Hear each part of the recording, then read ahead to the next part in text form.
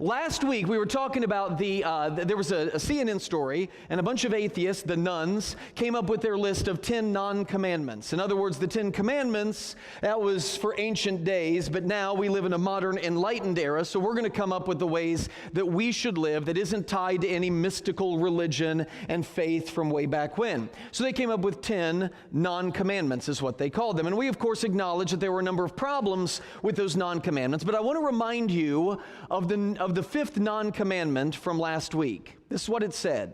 God is not necessary to be a good person or to live a full and meaningful life.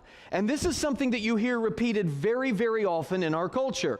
I don't need God to be good. Just be good for goodness sake. The American Humanist Association, every Christmas, they're having their big membership drive, and they rent out the big bus placards and the big billboards, not in Greentown, but like in Indianapolis. And what do they put on there?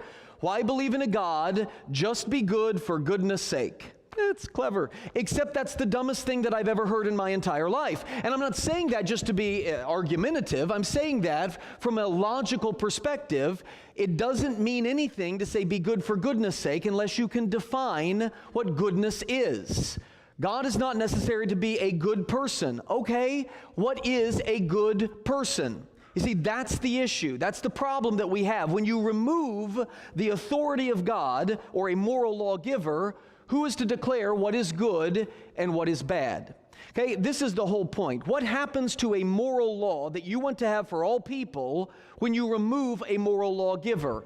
The best analogy I've ever given on this, and maybe you've heard it before, that I've ever come up with is the playground analogy. We all had times on the elementary school playground. Yes, we remember that. Some of us, our favorite subject was recess. Yes.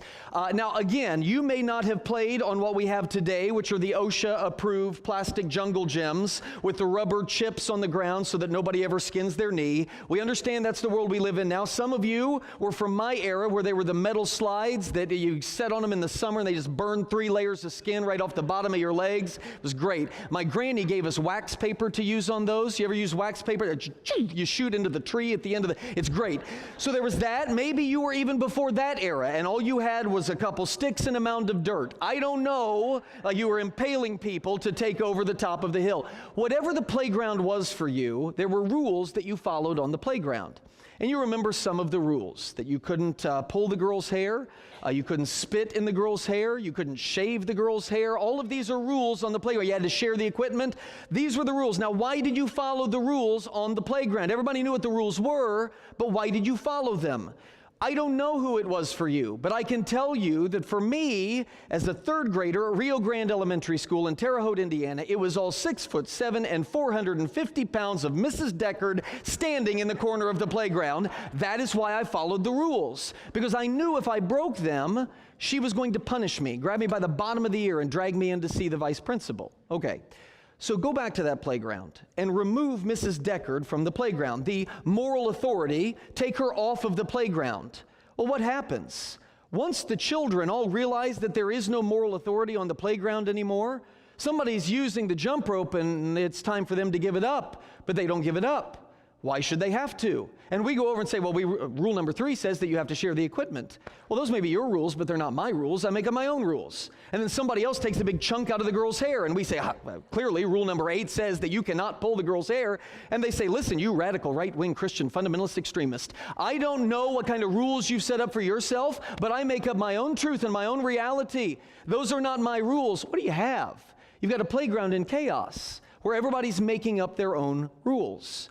In other words, are there any rules on a playground with no moral authority? No, it's whatever you make up for yourself.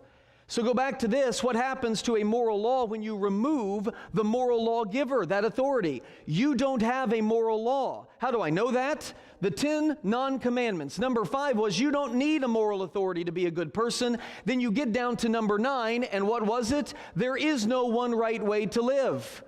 Okay, if there is no one right way to live, which makes sense because there's no moral authority that says you have to live this way, then why do I have to be a good person by your definition? How about I just make up my own definition of what is good? Because you can't tell me any differently. There's no one right way to live. And what happens? The whole thing, the whole system falls in on itself. That one non-commandment undermines all of the others. There are no commandments if that one is true. You see how this works, right? I'm kind of belaboring the point. Without a moral lawgiver, there is no moral law. You can pretend like there is, and we can act like there is, and you can have your own set of rules, and I'll have my own set of rules, but if we all have our own set of rules, there are no rules. No moral lawgiver, no moral law, which tells us that the integral part of our faith is not how hard we believe in something, how sincere we are about our belief. Ultimately, that's not the key. The key is in whom we believe. That's it. I'll say that again. The integral part of our faith is not how hard you believe something, but in whom you believe. I don't know if you know the name Bill Maher. Bill Maher is a comedian, a social commentator. He used to have a program. He's an atheist and all of that. Bill Maher used to have a program on ABC. It was called Politically Incorrect with Bill Maher. Bill Maher's show got canceled for the comment that I'm about to show you right after 9/11. He's now on HBO. He's got his program there. But this was the comment that he made shortly after 9/11 on his program on ABC that got him canned from that job, and he lost his position. But you want to use this to make a point. Go ahead if we can roll that. We have been the cowards, lobbing cruise missiles from 2,000 miles away. That's coward. Staying in the airplane when it hits the building. Say what you wanted of it, not coward. Okay, so his comment was, well, you shouldn't call the terrorists of 9/11 cowards. They stayed in the airplane as it hit the building. I mean, cowardly is sitting in a destroyer in the Persian Gulf and launching cruise missiles where you're not in any danger whatsoever. Now, I would argue with Bill Maher that we were the cowards, and I would certainly argue with the notion that those terrorists on 9/11 were courageous. There is nothing courageous about killing innocent children on an airplane, flying for the first time with their parents, or elderly couples, or innocent Jews and Muslims and Christians and atheists who have walked into their building for work. There's nothing courageous about that. But Bill Maher's point that these people were sincere in their beliefs, I don't think anybody should question that. You have to have sincere faith to be willing to fly an aircraft into the side of a building and kill yourself in the process. But what was my point? I'm not going to question how sincere they were about their faith, but what matters is, where did they place their faith? In whom was their faith placed? It is possible to be full of sincere worship and be worshiping the wrong God. That was the problem for the terrorists of 9/11. They're worshiping a false God. I'm not questioning the sincerity of their belief. I'm questioning in whom they believe. That, friends, is the reason for what we call the first commandment. That right there. You shall have no other gods before me. That was the first commandment that was listed. In other words, God is saying, I'm more than a mighty deity. I am more than just this powerful God. Why? Because that was so common in those days. There is nothing bizarre, there is nothing controversial about the claim that God is omniscient and all-powerful. They had all kinds of all-powerful gods. You didn't create gods if they weren't powerful. Nothing bizarre about the idea that God would be mighty. What set Israel apart was this God demands to be worshiped exclusively, alone. You don't worship any other gods. That's what took Israel and set them apart from all of these pagan nations that looked at them and said, what, you got one God? You must be a poor people if you've only got one God. Look at all the gods that we've got. That's what's bizarre. You worship me alone. Powerful gods, very common. Exclusive gods, not at all. Israel totally set apart from that. This commandment then is not the most important. I don't want to suggest that because it's important not to murder people. This isn't the most important commandment, but it certainly is completely and utterly foundational. The force of the following commandments is totally predicated upon God as the exclusive moral lawgiver. Go back to what we said. If there is no moral lawgiver, there is no moral law. So if God is not who he says he is, the only exclusive moral authority over the universe, then why do I have to obey the rest of these? The first commandment is the foundational one. It gives us our first obligation as humans, and all of the other moral commands that we have as human beings are tied directly back to the authority of the first, to the authority of God. So, the question, we're not just studying the Ten Commandments for the sake of intellectual stuff. That's not a good sentence. But anyway, we're not studying the Ten Commandments just to say that we know the Ten Commandments. If we're to obey these commandments, how do we, on this side of the cross, how do we obey these commands? 3 things I'm going to give you, and we're going to go quickly through number 2, because that's more next week. We worship God alone, we shun all idols, and we turn to Christ uniquely and exclusively. Those are the 3 points that I want to hit, and again, we're going to skim through number 2 pretty quickly. What does this first one mean, to worship God exclusively? This command is predicated, when he gives it, he's reminding Israel of what he had done in Egypt. Do you remember how they started in Exodus 20, verse 2? Before he gives the commands, he says, I am the Lord your God who brought you out of the land of Egypt. Why is he stressing that?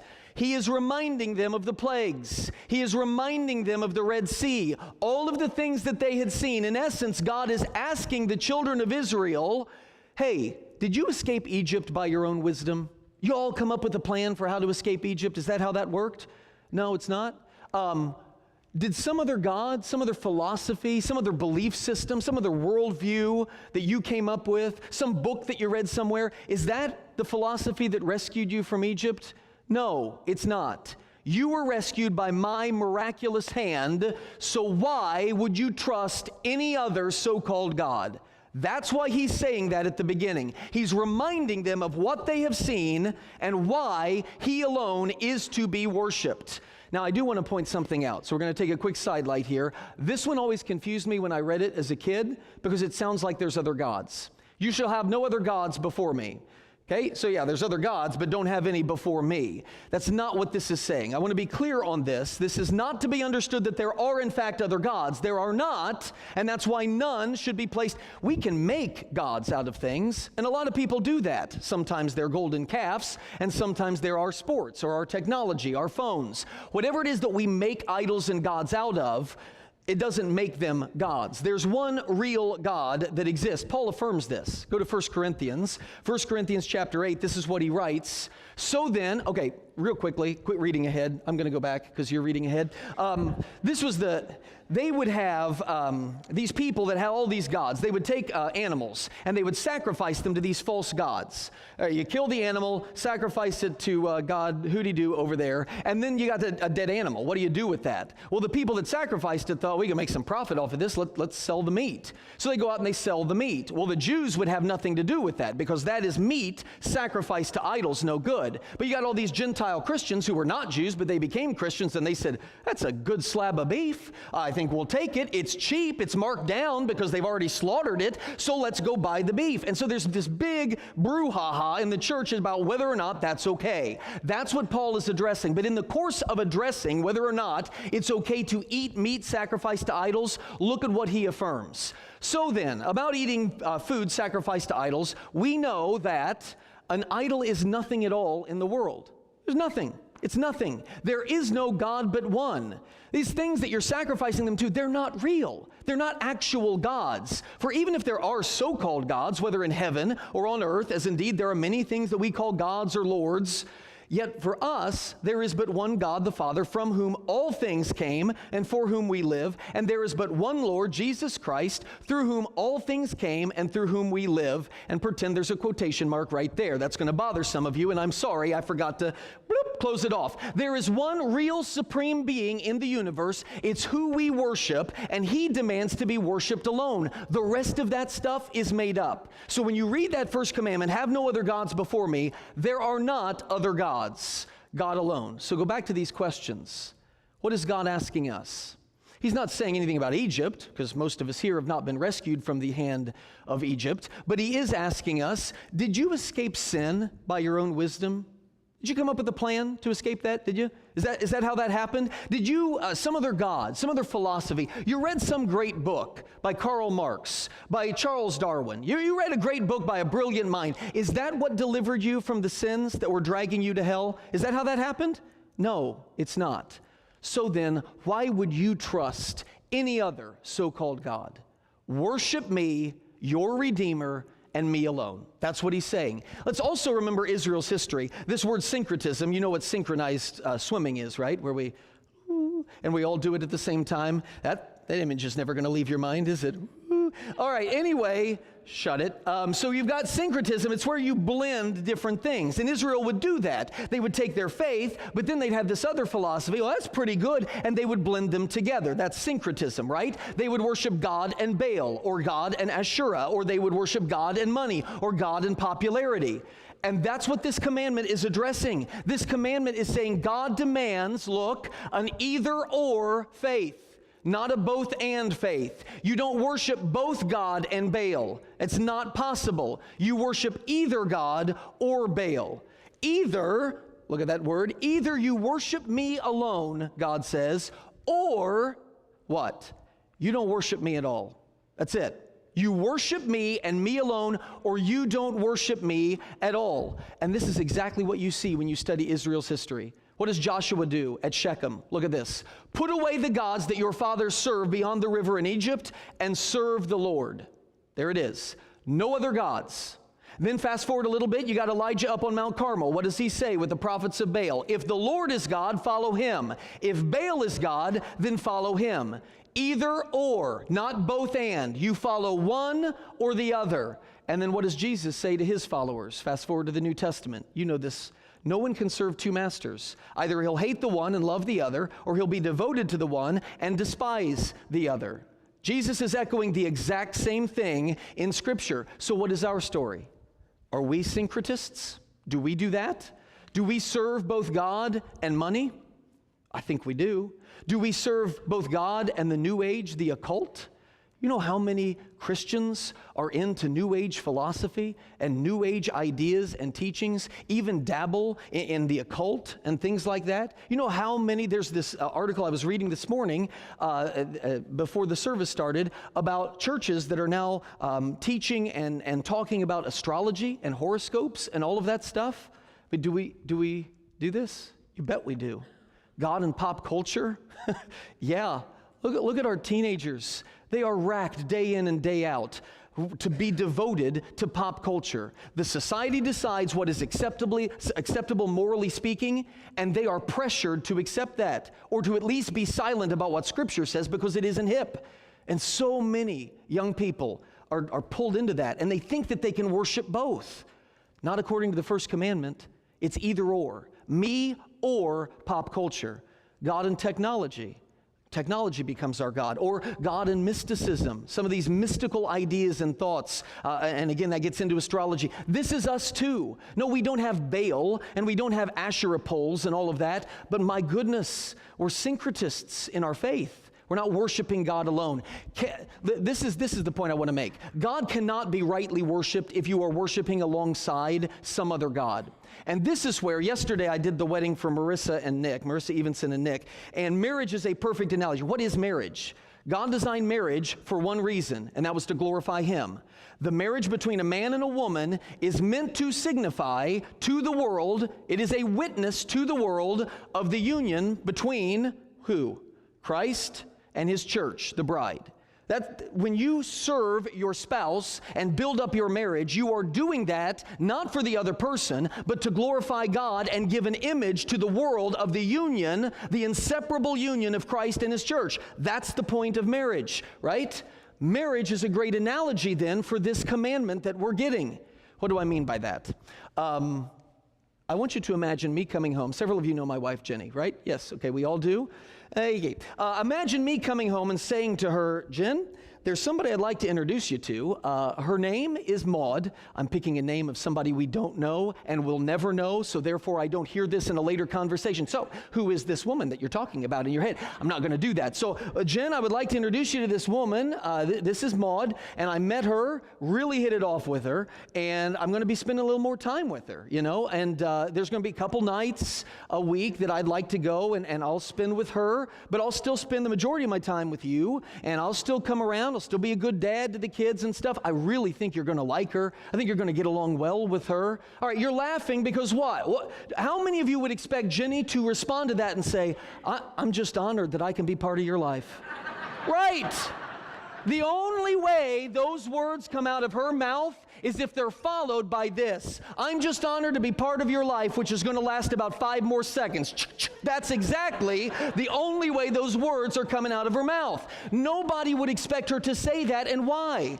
Because that's not normal. Would any of you think she is unjustified in destroying me if I tried to pull something like that? No. We would all agree that she would have every right to do that. And why do you all agree? Why are you all laughing at that notion? You'd be concerned if she wasn't angry.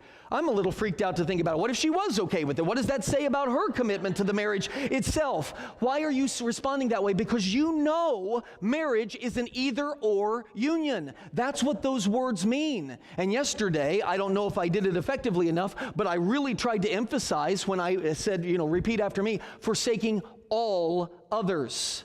Which includes, by the way, the fake images in magazines and online. It includes the airbrushed people in the movies and all of that. Forsaking all others. Either or. We understand that about marriage. Well, so it is with God as well. Look at Deuteronomy. It's what he says. Hear, O Israel, the Lord our God, the Lord is one. You shall love the Lord your God with all your heart and with all your soul and with all your might.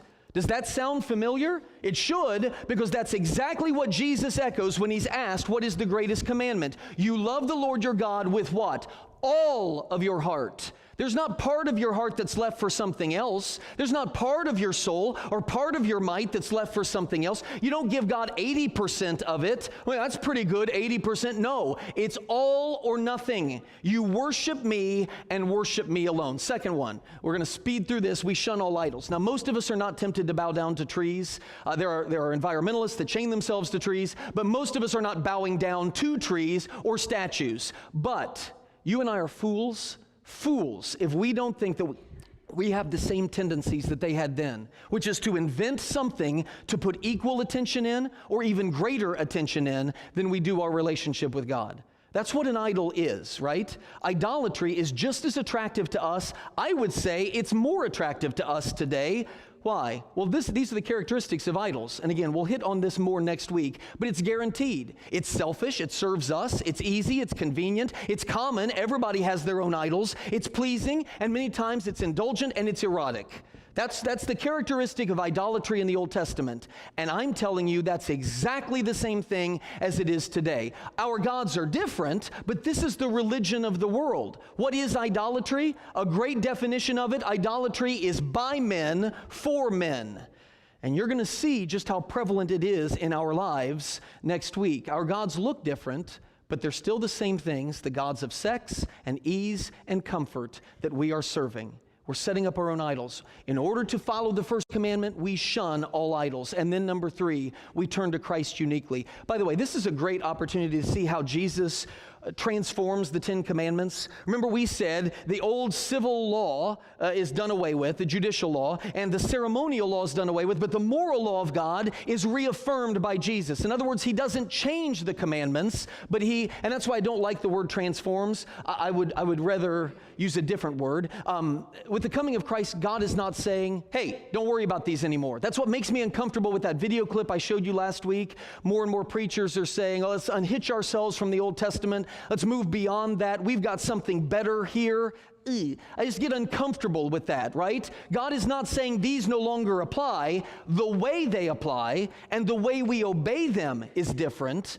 But the rules themselves, the commands, are still persisting. That's why I don't want the word transform. Let's go with a different one, the word transpose. Okay? Transpose is a musical word. There is nobody that I have ever dealt with who knows more about music than Lynn Wilson. And there's nobody that I love to call on and make uncomfortable more than Lynn Wilson. Lynn, would you please explain in your best normal person language what it is to transpose a piece of music? What do you do with it?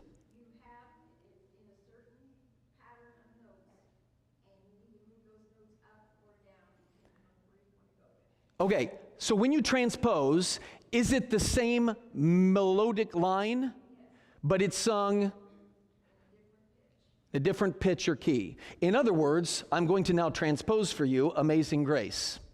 Amazing Grace. Now I'm going to transpose. You ready? Amazing Grace. Sounded good, didn't it? Brought you right to the throne of Jesus. Anyway, listen, that right there, can it? That right there, it's the same melody. You still hear the same melody, but it's a different pitch or it's a different key. Thank you, Lynn.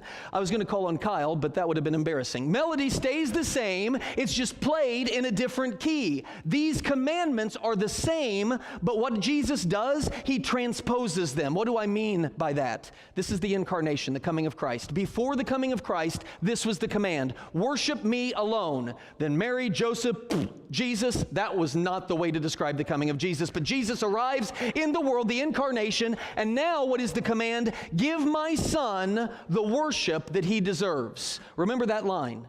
Give my son the worship he deserves. Look at 1 Timothy 2. For there is one God and one mediator between God and mankind, the man Jesus Christ. Christ Jesus. You give my son the worship he deserves. Hebrews 1. The Son is the radiance of God's glory and the exact representation of his being.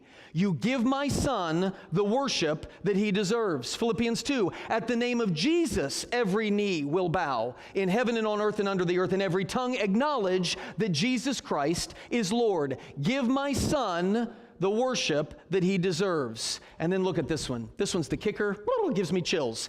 This is Jesus speaking. If you really know me, you will know my Father as well.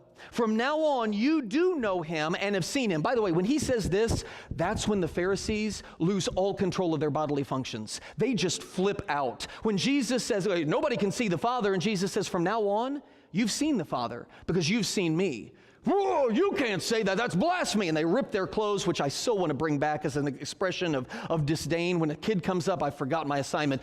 I just want to do that. I think it'd be awesome. But anyway, that's the moment. That's the moment when the Pharisees lose control right there. When he says that, that's an audacious claim for him to make. It's an unbelievable claim for someone to make. If you really know me, you will know my Father as well. Do you know what this means? This is why my third point is you have to turn to Christ to obey this command. If you don't know God in Christ, you do not know God. Period. You have to know the Son in order to know the Father. So what is the first command? To worship God and have no other gods before him. Guess what? You cannot obey the first commandment if you do not know Christ. According to Scriptures, Jews that are worshiping the Father of the Old Testament but do not know Christ, they cannot obey the first commandment without coming to Jesus. That's it. Because you will know the Father by knowing Jesus. You can't worship God if you don't know him. And you can't know him if you don't have Jesus. That's the whole story. So I want to end with this. 4 questions for you. 4 questions for you to think on as this week goes on. Am I obeying the first commandment? Here they are. Question number 1, whom do you praise? Listen, I understand that you compliment a lot of people. We all compliment a lot of people in our lives, but who gets your highest praise? Think of the person that you compliment more than any other. I would like to think it's your spouse. Are you complimenting and praising God more than that person? You need to be. Who is it that you praise? Second question. Who do you really trust? When it comes down to it, who do you trust? Yes, God uses people, and we place trust in other people that we believe God is using. But is your trust ultimately in your friends? Is it in your spouse? Is it in the doctors that are dealing with your condition? Is that where your trust is placed? Is it in politicians? God help you. Is it in politicians that you're placing your trust to get all this stuff? Or are you placing your ultimate trust? I'll tell you, one of the good ways to know at least about the politicians is your mood. Are you always in a bad mood because of everything that's happening in the world around you? Stop. We sang the song earlier. Stop building your faith on nothing less than the politicians keeping their promise. My hope is built on nothing less than Jesus' blood and righteousness. Can you say that about yourself? Is your trust in God? Who do you call on?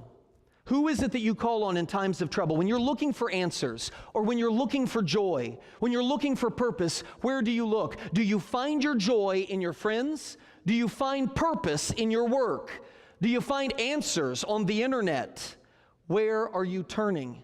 Is it to God and his holy word? And fourthly, who do you thank? Who do you thank on a daily basis? Do you know you have good days all the time? Even those of us that have bad days. By and large, we live lives of great blessing. Who gets the credit for those small blessings that you get in your life on a daily basis? Listen, friends, when you answer these questions, honestly, to yourself, you are going to reveal the true gods in your life. And the question is it the real God? Is it the God that you have been commanded, worship no one else but me? That's the question. I don't know how you would answer it this morning, but I know the first step to obeying the first commandment is coming to know Jesus. And every week we give the opportunity, and I know a lot of you are already believers. Maybe you need to rededicate that belief. I don't know what decision you need to make, but if there is one, would you come as we stand and as we sing right now?